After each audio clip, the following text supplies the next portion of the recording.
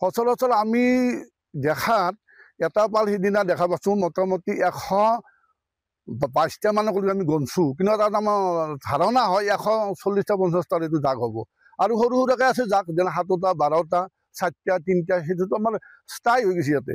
আজি 3-4 বছৰ ধৰি ইয়াতে মানে স্থায়ী কৰিব লৈছে, কিন্তু এই যিটো ডাঙৰ পাল এইটো আহিবাৰ আজি মোটামুটি 1 মাহমান হ'ল, মান হাৰাশাস্তি কৰি দিছে। একদম সমস্যা মানে কান্দা কাটে। ৰাতি হ'লে এতিয়া কহাই কি আপুনি কাৰোবাৰ ঘৰ ভাঙিছে, কাৰোবাৰ হয়তো ভাকৰি ভাঙি পাৰি তোমাৰ ধান খাইছে, কাৰোবাৰ হয়তো মানে গোহালিৰ পৰাই গৰু মানে আটা ভাৰি লৰ মাৰিছে। গতিকে মানে উপায় নাই আৰু মানে ৰাতিটো আৰু জানেই ৰাতি কি সমস্যা।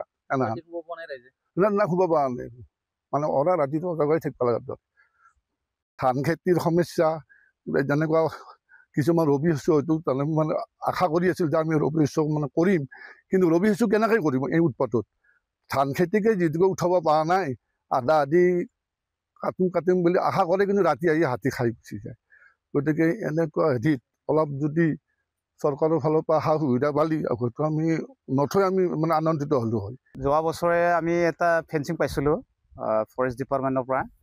এতিয়া ফেঞ্চিংটো যোৱা বছৰ কিবাকৈ গ'ল, তাৰপাছত এইবাৰটো তাৰমানে কি হ'ল, যোৱা বছৰ কমপ্লিটলি শেষ হোৱা নাই। এতিয়া মাথৰি এটা হৈছিল, তাৰমানে এই মাথৰি কৰাতে তাৰমানে মাথৰি যোনে কৰিছে ইটো পাৰ্টিয়ে তাৰমানে আমাৰ বহুত পষ্ট আৰু বহুত তাৰবিলাক ডেমেজ কৰি দিলে। তাৰমানে গোহাঁই এতিয়া ডাইৰেক্ট খেতি পথাৰত টাৰ্গেট কৰে। বহুত পাল আছে এনেকুৱা আহি পেলাই মানে বিঘা বিঘা ধান খাই আছে। এতিয়াও দেখা পাব আমাৰ ইয়াতে এই নদীত অলপ আগত 2টা হাতী খেলি আছে, আৰু আগতে 2টা আছে। তাৰমানে এইটো কাজিৰঙাত চাই ডেঞ্জাৰাছ হৈ গ'ল জেগাটো। এতিয়া আমি এইটোকে ক'ব লাগিব, মানে যেনেকুৱা হ'ব লাগে এনেকুৱা হোৱা নাই চাগে, অলপ ভাল কাম হোৱা নাই। হয় হয়, আমিতো একে ৰাতি টোপনি দিবাই নাপাওঁ, সদায় তাৰমানে ঘৰে ফালে আহিব লগা হয়।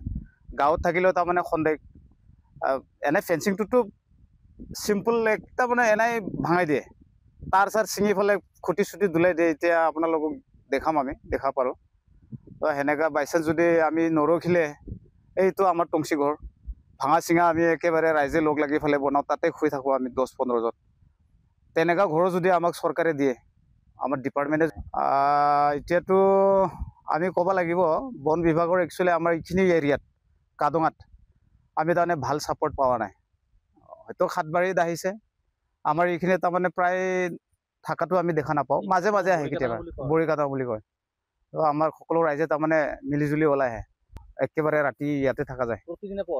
প্ৰতিদিনে বৰষুণ হ'লেও এই ভিজি হ'লেও থাকোঁ আমি, উপায় নাই। জনাই কেতিয়াবা আহে, কিন্তু হল নাইট নাথাকে তেখেতসকলে, অলপ সময় থাকি পেলাই গুচি যায় আৰু। থকা ঘৰৰ বৰ্তমানলৈকে আমাৰ এইটো অঞ্চলত যোৱা নাই, কিন্তু 3 বছৰ আগত তাৰমানে আমাৰ গাঁৱতে এজন মানুহক মাৰিছিল তাৰমানে, বাকী থকা ঘৰটো দেখা নাই।